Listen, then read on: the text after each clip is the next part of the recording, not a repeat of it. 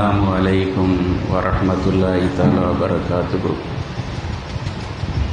नहमदुहु व नुसल्ली अला रसूलिहि खैरुल अनाम व अला आलिहिल इलाम व अस्हाबिहिल किराम अम्मा बअद। फ़क़द क़ालल्लाहु तआला फ़िल क़ुरानिल अज़ीम अऊज़ु बिल्लाहि मिनश शैतानिर रजीम बिस्मिल्लाहिर रहमानिर रहीम। अलिफ लाम मीम ज़ालिकल किताबु ला रैब फ़ीहि हुदल लिल मुत्तक़ीन। सदक़ल्लाहु मौलानल अज़ीम।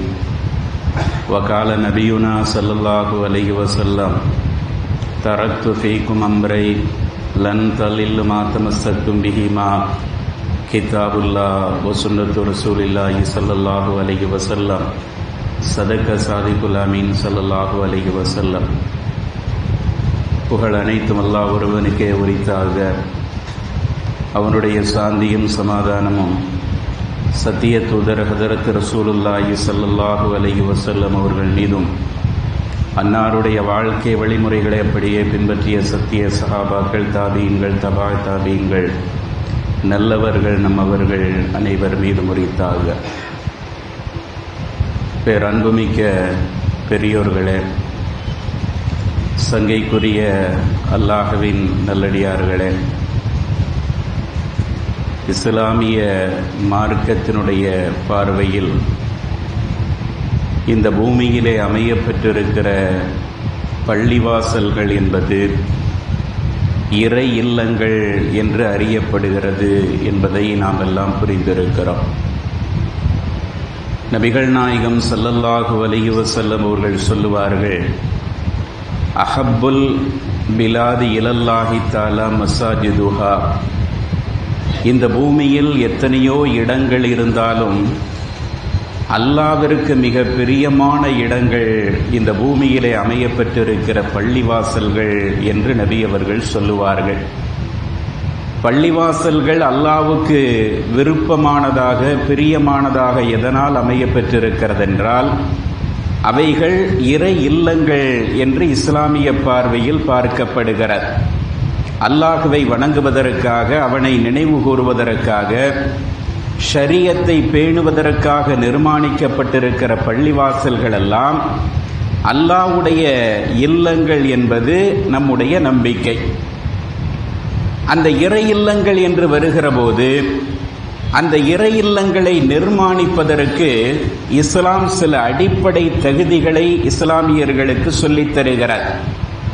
ஒரு இடத்திலே ஒரு பள்ளிவாசல் உருவாக்கப்பட வேண்டும், ஒரு பள்ளிவாசல் கட்டப்பட வேண்டும் என்றால் அதற்கு இன்னென்ன தகுதிகள் முதன்மையாக இருக்க வேண்டும் என்று இஸ்லாம் நமக்கு சொல்லித் தந்திருக்கிறார். திருக்குர்ஆனுடைய பார்வையிலே இந்த விஷயத்தை நாம் அணுகுகின்ற போது அல்லாஹு தஆலாவுடைய வார்த்தைகள் முதலில் என்ன சொல்லுகிறதென்றால், எந்த இடத்தில் இந்த பூமியில் பள்ளிவாசல்கள் நிர்மாணிக்கப்பட்டாலும் அதனுடைய நோக்கம் என்பது உள தூய்மையுடனும் இறை அச்சத்துடனும் கூடியதாக இருக்க வேண்டும். இது முதலாவது அடிப்படை என்று இஸ்லாம் சொல்லுகிறார். இந்த நிபந்தனைக்கு மாற்றமாக ஒரு பள்ளிவாசல் என்ற பெயரில் ஒரு கட்டடம் எழுப்பப்பட்டாலும் அது இஸ்லாமிய கண்ணோட்டத்தில் பள்ளிவாசல் கிடையாது என்று திருக்குர்ஆன் சொல்லுகிறதை நாம் பார்க்கிறோம். இதை எப்படி நாம் புரிந்து கொள்ள முடிகிறது தெரியுமா? இறை அச்சத்திற்கு மாற்றமாக, இஹ்லாஸான அந்த எண்ணத்திற்கு மாற்றமாக வேறு சில காரணங்களை முன்வைத்து ஒரு இடத்தில் ஒரு பள்ளிவாசல் நிர்மாணிக்கப்படுகிறது என்றால் அவைகள் அல்லாஹ்வுடைய பார்வையில் இறை இல்லங்களாக இருப்பதில்லை. இன்னும் சொல்ல போனால் இறை இல்லங்களாக இருப்பதில்லை என்பதை கடந்து அந்த இறை இல்லங்கள் என்று சொல்லப்படக்கூடிய இடங்கள் அகற்றப்பட வேண்டும் என்று இஸ்லாம் கூறுகிறார். ரொம்ப தெளிவான ஒரு வரலாறு திருக்குர்ஆனிலே சொல்லப்பட்டிருக்கிறது. நபிகள் நாயகம் ஸல்லல்லாஹு அலைஹி வஸல்லம் அவர்கள் மக்காவிலிருந்து மதீனாவிற்கு வருகிற போது முதலாக மதீனா வாழ்க்கையிலே அவர்களால் நிர்மாணிக்கப்பட்ட முதல் பள்ளிவாசல் குபா என்ற பகுதியிலே அமையப்பட்டு இருக்கிற மஸ்ஜிதுல் குபா. எல்லோருக்கும் தெரியும். உம்ரா சென்றவர்கள் எல்லாம் சர்வ சாதாரணமாக அந்த பள்ளிக்கு சென்றிருப்பார்கள். இப்போது இருக்கிற மஸ்ஜிது நபவியிலிருந்து ஒரு 4 அல்லது 5 கிலோமீட்டர் தொலைதூரத்திலே இருக்கின்ற மதீனாவினுடைய புறநகர் பகுதியாக இருக்கிற அந்த குபா என்ற பகுதியில் தான் நபி அவர்கள் முதலாக பள்ளிவாசலை நிர்மாணிக்கிறார்கள். பெருமானாருடைய வாழ்க்கையிலே அவர்கள் கட்டிய முதல் பள்ளிவாசல் மஸ்ஜிதுல் குபா என்ற பள்ளிவாசல் தான். அந்த இடம் என்பது அந்த குபா என்ற பகுதியை கடந்துதான் மதீனாவிற்கு வர வேண்டும். குபா என்ற பகுதியிலே ஏற்கனவே இஸ்லாமியர்கள் இருந்தார்கள் என்ற அடிப்படையில் அவர்கள் பெருமானாருடைய வருகையை பயன்படுத்திக் கொண்டு இங்கே ஒரு பள்ளிவாசல் நிர்மாணிக்கப்பட வேண்டும் என்று கோரிக்கை வைக்க நபி அவர்கள் நேரடியாக முன்னின்று அந்த இடத்தில் மஸ்ஜிதுல் குபா என்று அழைக்கப்படக்கூடிய ஒரு பள்ளிவாசலை கட்டினார்கள். அதற்கு பிறகுதான் மதீனாவினுடைய அந்த நகருக்குள் வருகிறார்கள். மதீனாவிற்கு வந்ததற்கு பிறகு கட்டப்பட்ட பள்ளிவாசல் தான் மஸ்ஜிதுன் நபவி என்பதை நாம் அறிந்திருக்கிறோம். 2 பள்ளிவாசல்களுமே இப்பொழுது இருக்கிறது. இங்கே பிரச்சனை என்னவென்றால், இந்த மஸ்ஜிதுல் குபா கட்டப்பட்டிருந்த அந்த இடத்திலே ஒரு 8 அல்லது 9 ஆண்டுகள் கழித்து அந்த குபா என்ற பகுதியிலே உள்ள சில நயவஞ்சகர்கள், முஸ்லீம்கள் என தங்களை வெளிப்படையிலே காட்டிக்கொண்டு இஸ்லாத்திற்கு விரோதமான செயல்பாடுகளிலே ஈடுபட்டு வந்த சமூக விரோதிகளாக அன்றைய காலத்திலே பார்க்கப்பட்ட நயவஞ்சகர்கள் எனும் முனாஃபிக்கீன்கள் சில பேர் ஒன்று கூடி என்ன செய்கிறார்கள் என்றால், இந்த மஸ்ஜிதுல் குபாவில் இருந்து கொஞ்ச தூரம் தள்ளி அவர்கள் ஒரு தனி பள்ளிவாசலை கட்டுகிறார்கள். மஸ்ஜிதுல் குபாவில் இருந்து கொஞ்ச தூரத்தில் தான் ஒரு தனி பள்ளிவாசலை கட்டி அதற்கான எல்லா ஏற்பாடுகளையும் செய்துவிட்டு நேர பெருமானாரிடத்திலே வந்து நல்லவர்களை போன்று சொல்லுகிறார்கள், அல்லாஹ்வுடைய தூதரே, இந்த இடத்திலே குபாவிலிருந்து கொஞ்சம் தள்ளி நாங்கள் ஒரு பள்ளிவாசலை நிர்மாணித்திருக்கிறோம். எதற்காக நிர்மாணித்திருக்கிறோம்? நல்ல எண்ணத்தில் நிர்மாணித்திருக்கிறோம். அல்லாஹு தஆலா சொல்லுகிறார். பிற்காலத்தில் இது பின்னால் இது இறை வசனங்களாகவே அருளப்படுகிறது. சூரத்து தௌபாவிலே எடுத்து பாருங்கள், இந்த வரலாறு சுருக்கமாக சொல்லப்பட்டிருக்கும். அங்கே வந்து சொல்லுகிறார்கள், நல்ல நோக்கத்தில் எங்களுடைய பகுதியிலே ஒரு பள்ளிவாசலை நாங்கள் நிர்மாணித்திருக்கிறோம். மஸ்ஜிதுல் குபாவிற்கு சில நேரங்களில் அந்த பகுதியிலே இருந்து வயதானவர்களும் முடியாதவர்களும் தொழுகையிலே கலந்து கொள்ள முடியாத ஒரு சூழல் இருக்கிறது. அதனால் அவர்களுக்கு வசதியாக இருக்கட்டும் என்ற நல்ல எண்ணத்தில் நாங்கள் ஒரு பள்ளிவாசலை நிர்மாணித்திருக்கிறோம். இப்பொழுது கட்டுகிறார்கள் அல்லவா, ஒவ்வொரு இடத்திலேயுமே பள்ளிவாசல்கள் கட்டுவது மார்க்கத்திலே அது ஒன்றும் தடுக்கப்பட்டதல்ல, நல்ல காரியம்தான். ஆனால் ஒரு இடத்திலே ஒரு பிரதான பள்ளி இருக்கின்ற போது மக்களெல்லாம் அந்த பள்ளியை நோக்கி வந்து ஒரு பெரிய ஜமாத்தாக நிறைவேற்றுகிற தொழுகையை நிறைவேற்றுகிற ஒரு வாய்ப்பு இருக்கிற போது அதை சிதைத்து தெருக்கு தெரு பள்ளிவாசல், வீட்டுக்கு வீடு பள்ளிவாசல், சந்திக்கு சந்தி பள்ளிவாசல் என்று பள்ளிவாசலுடைய கண்ணியங்களே சிதைக்கப்படுகிற அளவிற்கு இன்று கூட ஆங்காங்கே பள்ளிவாசல்களை பார்க்கிறோம் அல்லவா. அதை பார்த்தாலே பள்ளிவாசல் என்ற அந்த மகத்துவம் போய்விடுகிறது. அந்த மாதிரியான லட்சணத்தில் இருக்கக்கூடிய இந்த உருவாக்கங்களை எல்லாம் இன்று நம்முடைய பகுதிகளிலே பார்க்கிறோம் அல்லவா. இதே மாதிரியான ஒரு கண்ணோட்டத்தோடு, அதுக்காண்டி அதை மாதிரி தான் இந்த பள்ளிகள் என்று நான் சொல்லவில்லை. முக்கியமாக ஜமாத்து தொழுகைக்கு வரவேற்பு அளிக்கப்பட்டிருக்கிற இந்த மார்க்கத்தில் ஜமாத்து தொழுகை என்பது ஒரு பிரம்மாண்டமாக நடக்க வேண்டும் என்று இஸ்லாம் விரும்புகிறது. அதை சிதைத்து 2 பேர் இருக்கிற இடத்துல, 3 பேர் இருக்கிற இடத்துல எங்கனாலும் ஒரு தனியாக பள்ளியை உருவாக்கி கொண்டு நாங்களும் ஜமாத்து நடத்துகிறோம் என்று நடத்துவது இஸ்லாத்தினுடைய பார்வையில் அவ்வளவு உகந்ததல்ல என்பதை விளங்கிக் கொள்வதற்காக நாம் சொல்லுகிறோம். இந்த நயவஞ்சகர்கள் வந்து பெருமானாரிடத்திலே சொன்னார்கள், எங்க பகுதியில இப்படி ஒரு பள்ளியை நாங்க நிர்மாணிச்சிருக்கிறோம், அது நல்ல எண்ணத்துல தான் நாங்க செஞ்சிருக்கிறோம். அதனால நீங்க வந்து என்ன செய்யணும்னா முதல் நாள் தொழுகையை நீங்கள் வந்து தொடங்கி வைக்க வேண்டும். பெருமானாரை அழைக்கிறார்கள், நீங்கள் வந்து தொடங்கி வைக்க வேண்டும். நாங்கள் அதை பின்தொடர்ந்து நாங்கள் ஜமாத்தாக ஒவ்வொரு வக்தும் அந்த தொழுகைகளை நடத்தி கொள்வோம் என்று நபியிடத்திலே வந்து சொல்லுகிறார்கள். இது எப்பொழுது நடக்கிறது என்றால் ஹிஜ்ரி 9ஆம் ஆண்டு. பெருமானார் மஸ்ஜிதுல் குபாவை கட்டியது ஹிஜ்ரி 1ஆம் ஆண்டு. இப்பொழுது இந்த பள்ளிவாசல் உருவாக்கப்பட்டது ஒரு 8 ஆண்டுகள் கழித்து ஹிஜ்ரி 9ஆம் ஆண்டு. அதுவும் பெருமானார் தபூக்கு போருக்காக சஹாபாக்களை ஒன்று திரட்டி கொண்டு கிளம்பிக் கொண்டிருக்கிற சமயத்திலே வந்து இந்த நயவஞ்சகர்கள் நல்லவர்களை போன்று நாடகமாடி பெருமானாரிடத்திலே சொல்லுகிறார்கள், இந்த பள்ளிவாசலுக்கு நீங்கள் வர வேண்டும். நபி அவர்களுக்கு அவர்களை பார்த்தவுடன் தவறான எண்ணம் வரவில்லை.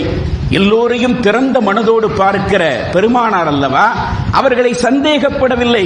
ஒருவேளை அவர்கள் உண்மையான நல்ல நோக்கத்தில் தான் இதற்கு ஏற்பாடு செய்திருக்கிறார்கள் என்பதை விளங்கியவர்களா என்று எண்ணியவர்களாக அந்த மக்களிடத்திலே சொன்னார்கள், நான் போருக்கு கிளம்பிவிட்டேன், இப்பொழுது எனக்கு வருவதற்கு நேரம் இல்லை, நான் மிக நெருக்கடியான ஒரு கட்டத்திலே இந்த படையை வழிநடத்த வேண்டிய நிலையில் இருக்கிறேன், அதனால் போர் முடித்து திரும்ப வந்ததற்கு பிறகு நான் ஒரு நாள் அங்கு வந்து தொழுகை நடத்துகிறேன், இப்பொழுது நீங்கள் சென்று வாருங்கள் என்று அந்த நயவஞ்சகர்களை திருப்பி அனுப்பி விடுகிறார்கள்.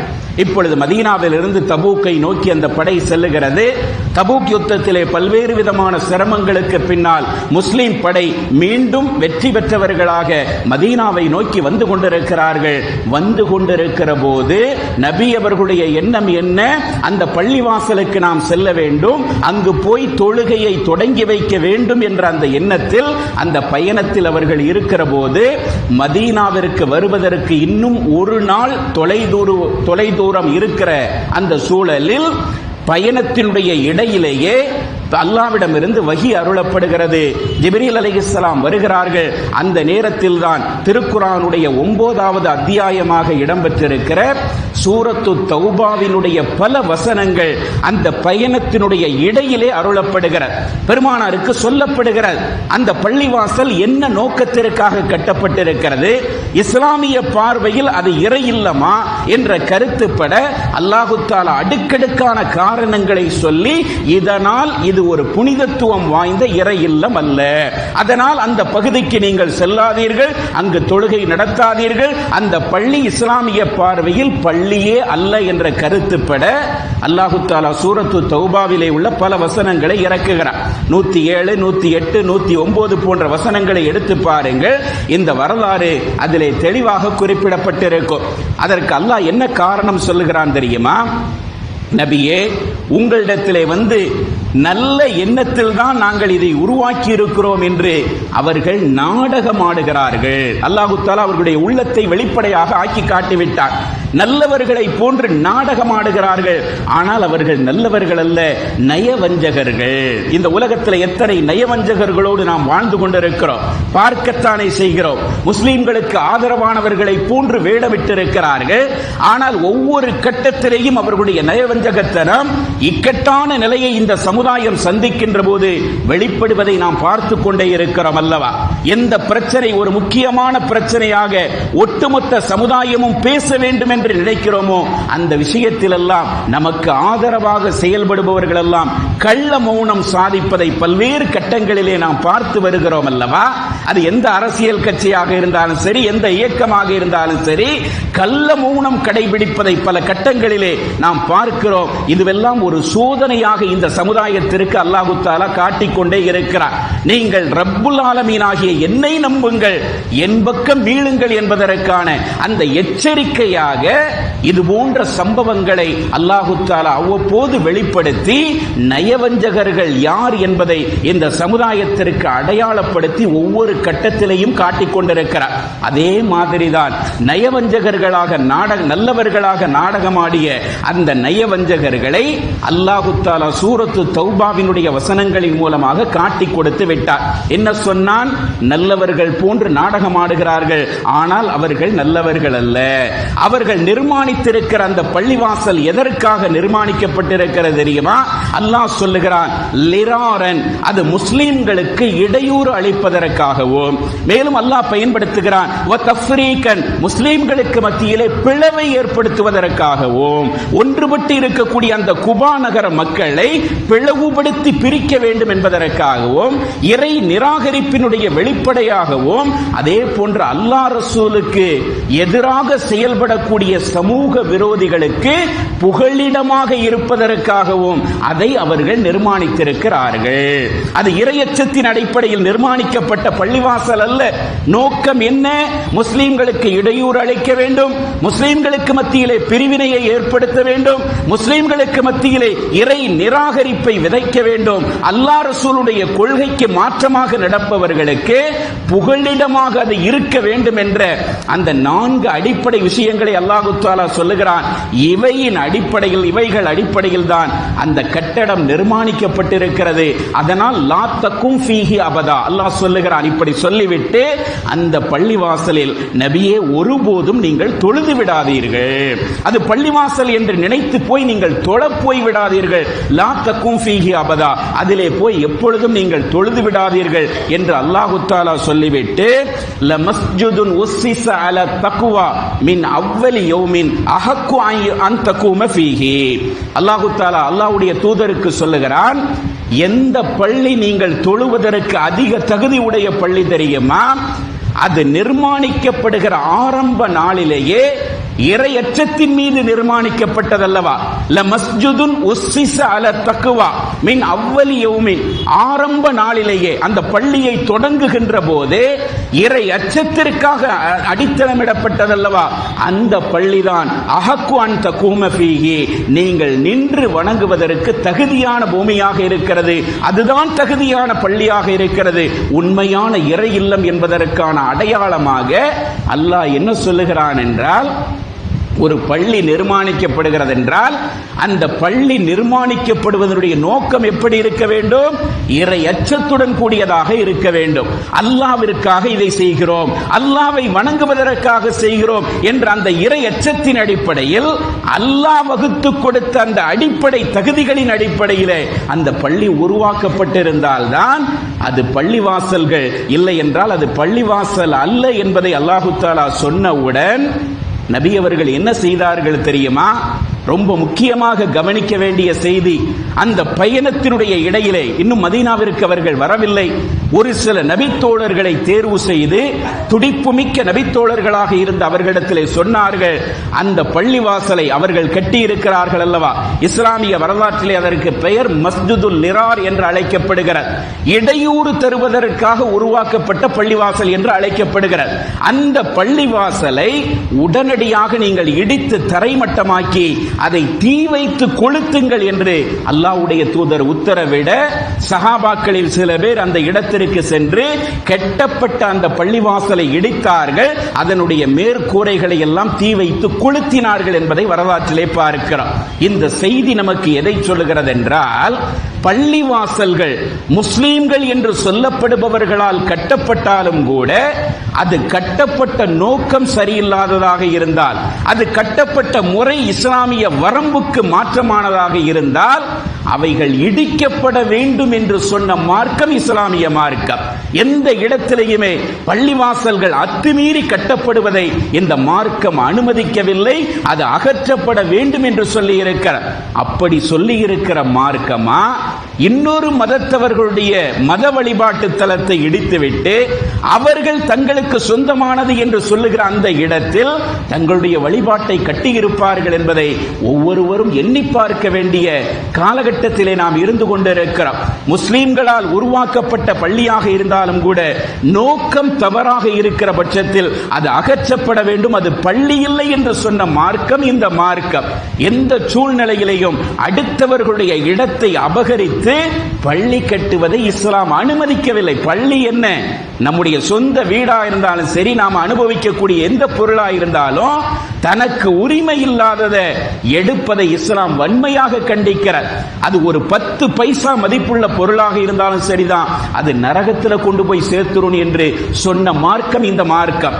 அல்லாஹ்வுடைய தூதர் சொல்லி காட்டுவார்கள் அல்லவா, மன் அகத அரலன் மன் அகத ஷிப்ரன் மினல் அரலி, யார் அடுத்தவருக்கு சொந்தமான தனக்கு உரிமை இல்லாத ஒரு இடத்தை ஒரு ஜான் அளவிற்கு அபகரித்துக் கொள்கிறாரோ, ஒரு ஜான், ஒரு அடி அல்ல, ஒரு முழம் அல்ல, பல ஏக்கர்கள் அல்ல, ஒரு ஜான் அளவிற்கு தனக்கு சொந்தமில்லாத ஒரு நிலத்தை முறை தவறி யார் அபகரித்துக் கொள்கிறாரோ நாளை மறுமையிலே 7 பூமி அளவிற்குள்ள நிலம் அவர் மீது சுமத்தப்பட்டு அவருக்கு வேதனை செய்யப்படும் என்று சொன்னவர்கள் பெருமானார் நபிகள் நாயகம் ஸல்லல்லாஹு அலைஹி வஸல்லம் அவர்கள் பல்வேறு கட்டங்களில் இந்த எச்சரிக்கையை விடுத்திருக்கிறார்கள். ஒவ்வொரு வழக்குகளின் போதும் பெருமானார் சொன்ன வார்த்தை என்ன தெரியுமா? தோழர்களை, நீங்கள் வழக்குகளை கொண்டு வருகிறீர்கள். ஆதாரத்தின் அடிப்படையிலேயும் சாட்சியத்தின் அடிப்படையிலேயும் நான் தீர்ப்பு வழங்கி விடுகிறேன். ஆனால் என்னுடைய கவனத்திற்கு மீறி நீங்கள் பொய்யான ஆதாரங்களையும் பொய்யான சாட்சியங்களையும் ஒன்று திரட்டி என்னிடத்திலே உங்களுக்கு சாதகமான தீர்ப்பை நீங்கள் பெற்றுச் சென்றீர்கள் என்றால் இன்னமா அக்தஉ லஹு கித்அம் மினன் நார், நான் உங்களுக்கு எடுத்து தருவது நரகத்தினுடைய ஒரு பகுதியைத்தான் எடுத்து தருகிறேன் என்பதை நீங்கள் விளங்கிக் கொள்ளுங்கள் என்று பெருமானார் சொல்லுவார்கள். சில நேரங்களில் என்னுடைய கவனத்திற்கு அப்பாற்பட்டு ஆதாரம் உங்களுக்கு சாதகமாக இருப்பதினால் நான் தீர்ப்பு சொல்லி இருப்பேன். ஆனால் நீங்கள் உங்களுடைய மனசாட்சிக்கு பயந்து கொள்ளுங்கள், உங்களை பார்த்து கொண்டிருக்கிற இறைவனுக்கு நீங்கள் பயந்து கொள்ளுங்கள். அதற்கு மாற்றமாக அடுத்தவருடைய உரிமையை நீங்கள் எடுத்தீர்கள் என்று சொன்னால் நாளை மறுமையிலே நரகத்தினுடைய கங்கை நீங்கள் இப்பொழுது எடுத்து செல்கிறீர்கள் என்ற அர்த்தம் என்று சொன்னார்களே. அப்படிப்பட்ட போதனைகளை உள்ளடக்கிய இந்த மார்க்கத்தில் வந்தவர்கள் பிற சமயத்தவர்களுடைய வழிபாட்டு தலங்களை அபகரித்து கட்டினார்கள் என்று சொன்னால் அது ஒருபோதும் இந்த மண்ணிலே நடக்கவில்லை, நடந்திருக்க வாய்ப்பும் இல்லை என்பதை நாம் புரிந்து கொள்வதற்கு கடமைப்பட்டிருக்கிறோம்.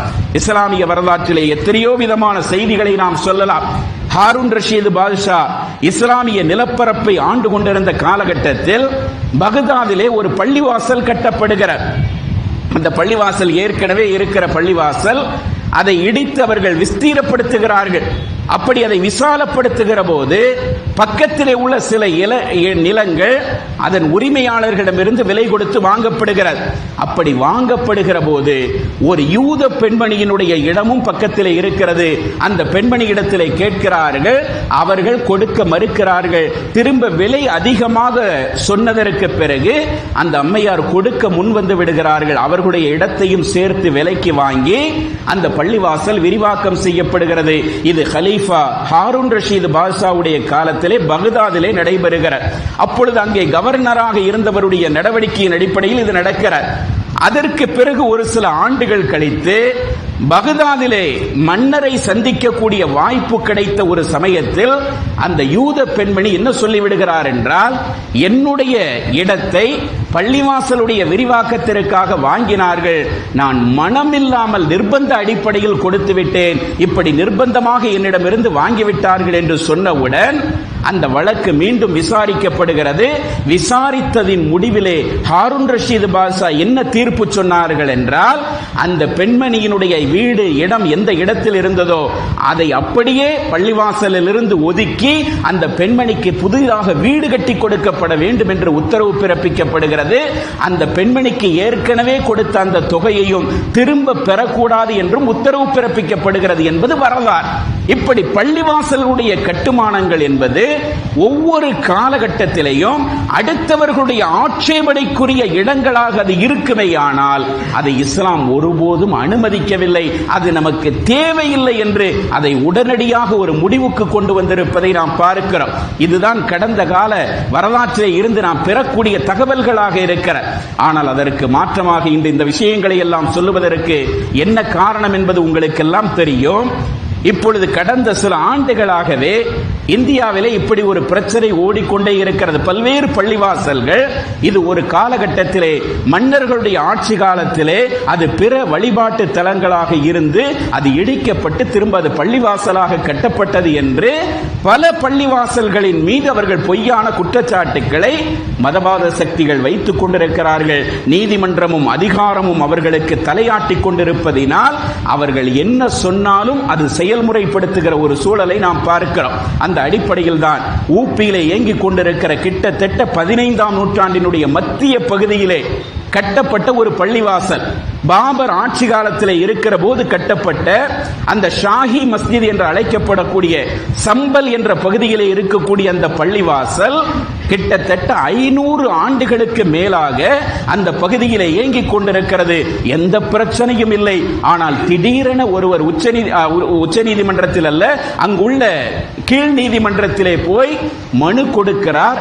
என்ன மனு கொடுக்கிறார்? இந்த பள்ளிவாசல் இன்னொரு வழிபாட்டு தலமாக இருந்து அது மாற்றப்பட்டிருக்கிறது, அதனால் அதை உடனடியாக ஆய்வு செய்ய வேண்டும் என்று இந்த மாதம் 19ஆம் தேதி கோர்ட்டிலே போய் மனு கொடுக்கப்படுகிறது.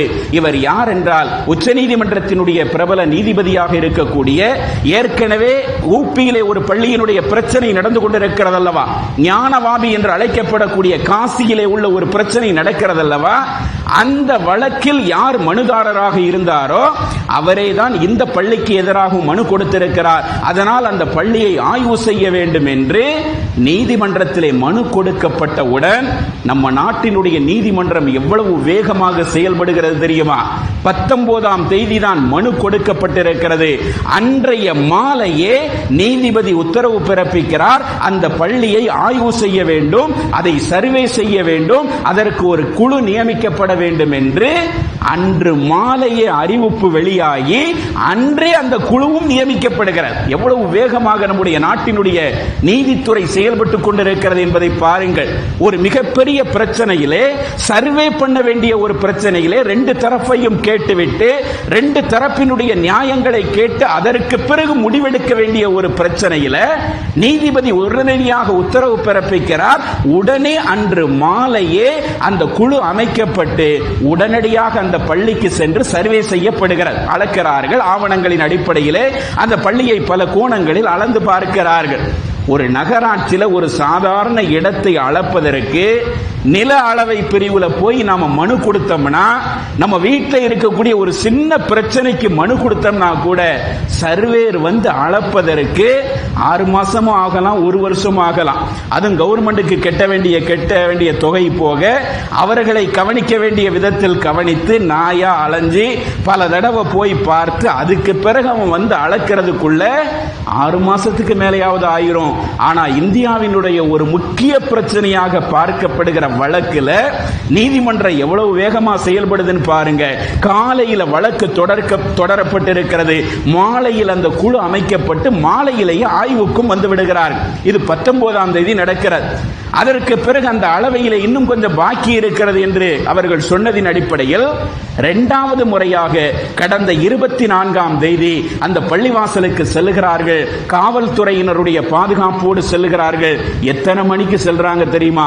அதிகாலை 7:30 மணிக்கே சென்று விடுகிறார்கள். அவ்வளவு கடமை உணர்வோடு காவல்துறையும் நீதித்துறையும் சர்வே துறையும் செயல்படுவது இந்தியாவில் இதுதான் முதல் தடவை என்று நினைக்கிறோம். அரசு அலுவலகங்களில் எல்லாம் 10 மணிக்கு இருக்க வேண்டும் என்றால் 12 மணி ஆனாலும் கூட பல அலுவலர்கள் வராத சூழலை பார்த்திருக்கிறோம். ஆனால் அதிகாலை 7 மணிக்கே அவ்வளவு போலீஸ் பாதுகாப்போடு அந்த பள்ளிக்கு 2வது முறையாக சர்வே பண்ணுவதற்கு செல்லுகிறார்கள். அவர்களோடு இஸ்லாமிய எதிர்ப்பு சிந்தனை கொண்ட கும்பலும் அதோடு செல்லுகிறது. அங்கு இருந்தவர்கள் அதற்கு எதிர்ப்பு தெரிவிக்க 2 தரப்புக்கு மத்தியிலே ஏற்பட்ட அந்த சண்டையின் காரணமாக 5 நபர்கள் உயிரிழந்திருக்கிறார்கள். விசாரணை கமிஷன் அமைக்கப்பட வேண்டும் என்று கோரிக்கை வைக்கப்பட்டிருக்கிறது. காவல்துறை சொல்லுகிறார்கள், உயிர் போகிற அளவிற்குள்ள ஆயுதங்களை நாங்கள் பயன்படுத்தவில்லை. அப்படியானால் அதை யார் பயன்படுத்தியது, அந்த துப்பாக்கி சூடு நடந்ததனுடைய உண்மை நிலவரம் என்ன என்பதையெல்லாம் வெளிக்கொண்டு வர வேண்டும் என்று எதிர்க்கட்சிகள் இப்பொழுது கோரிக்கை வைத்துக் கொண்டிருப்பதை பார்க்கிறோம். நாம் சொல்ல வருகிற செய்தி என்னவென்றால், இது ஒரு பள்ளிவாசல் அல்ல, இதர் அடுத்தடுத்து இன்னும் தொடர்கதையாக பல விஷயங்களை கையில் எடுத்துக் கொண்டு மதவாத சக்திகள் இந்த நாட்டிலே பயணித்துக் கொண்டிருக்கிறது. இந்த நேரத்தில் நாம் பொது சமூகத்திற்கு சொல்லிக் கொள்ள வேண்டிய தகவல் என்னவென்றால், இஸ்லாமிய அடிப்படையில் பள்ளிவாசல்கள் என்பது அல்லாஹ்வுக்காக நிர்மாணிக்கப்படக்கூடியது, அது இறை அச்சத்தின் அடிப்படையில் நிர்மாணிக்கப்படக்கூடியது. எந்த சூழலிலும் அடுத்தவருடைய இடத்தை அபகரித்து மசூதிகள் கட்டப்படுவதை இஸ்லாம் அனுமதிக்கவில்லை. அதை ஒருபோதும் இஸ்லாமிய ஆட்சியாளர்கள் செய்தார்கள் என்பதற்கு வரலாற்று ரீதியான எந்த ஆவணங்களையும் யாராலும் காட்ட முடியாது. எல்லாவற்றிற்கும் மேலாக 1991 ஒரு சட்டம் இயற்றப்படுகிறது, வழிபாட்டு தலங்கள் சிறப்பு சட்டம் என்ற அந்த சட்டத்திலே என்ன சொல்லப்பட்டிருக்கிறது என்றால், 1947ஆம் ஆண்டு இந்தியா சுதந்திரம் பெறுகிற போது வழிபாட்டு தலங்கள் யார் யாருடைய பொறுப்பில் இருக்கிறதோ அவை அப்படியே தொடர வேண்டுமே தவிர அதற்கு எதிராக எந்த வழக்கு வழக்குகள் வந்தாலும் எந்த மதத்தவர்களுக்கு எதிராக இன்னொரு மதத்தவர்களோ அல்லது ஒரே மதத்தில் உள்ள இன்னொரு பிரிவினர்களோ அதற்கு உரிமை கொண்டாடி வந்தால் நீதிமன்றம் அதை ஏற்றுக்கொள்ளக் கூடாது என்று 1991 ஏற்றப்பட்ட அந்த சட்டம் தெளிவாக சொல்லி இருந்தும் கூட ஞானவாபி வசூதியிலே இப்பொழுது ஓய்வு பெற்ற நீதிபதியாக இருக்கிற சந்திரசூட் வழங்கிய ஒரு தீர்ப்பினுடைய பின்னணியில் தான் நீதிமன்றங்கள் நினைத்தால் வழிபாட்டு தலங்களை ஆய்வு செய்யலாம் என்று அவர் விடுத்த அந்த தீர்ப்பின் அடிப்படையில் தான் அந்த பள்ளிவாசலும் பிரச்சனைக்குரியதாக ஆக்கப்பட்டு இப்பொழுது இதுவும் பிரச்சனைக்குரியதாக ஆக்கப்பட்டிருக்கிறது. எது எப்படியோ அல்லாஹ் நாடியது நடக்கும். நம்முடைய நிலை எப்படி என்றால் அல்லாஹ்வின் மீது தவக்குல் வைத்தவர்களாக நாம் வாழ்ந்து கொண்டிருக்கிறோம். இறைவனிடத்தில் கையேந்துவதை தவிர வேறு எந்த வழியும் இல்லை என்பதை மனதிலே நிறுத்திக் கொண்டு அல்லாஹ்தான் இந்த பிரச்சனைகளுக்கெல்லாம் ஒரு முடிவை தர வேண்டும் என்று ஒவ்வொருவரும் இறைவனிடத்தில் இருகரம் ஏந்தி துஆ செய்ய வேண்டிய ஒரு காலகட்டத்தில் இருக்கிறோம். சமுதாய தலைவர்கள் இது மாதிரியான பிரச்சனைகளை எப்படி கையாளுவது என்பதை ஒன்றுபட்டு சிந்தித்து முடிவெடுக்க வேண்டிய ஒரு காலகட்டத்திலும் நாம் இருக்கிறோம் என்பதை நினைவுபடுத்திக் கொண்டு எல்லாம் அல்ல அல்லாஹு தஆலா வாழும் காலமெல்லாம் இஸ்லாமிய நெறிமுறைகளோடும் இஸ்லாமிய வாழ்வியலை பின்பற்றிய மக்களாகவும் எந்தவிதமான அநீதங்களுக்கு ஆளாக்கப்படாத மக்களாகவும் வாழுகிற நல்ல தௌஃபீக்கினை இறைவன் நம் அனைவர்களுக்கும் தந்தருள் புரிவானாக. வாஹிர் தாவானா அனில் ஹம்துலில்லாஹி ரப்பில் ஆலமீன். ஸலாமு அலைக்கும் வரஹ்மத்துல்லாஹி தஆலா வபரகாத்துஹு.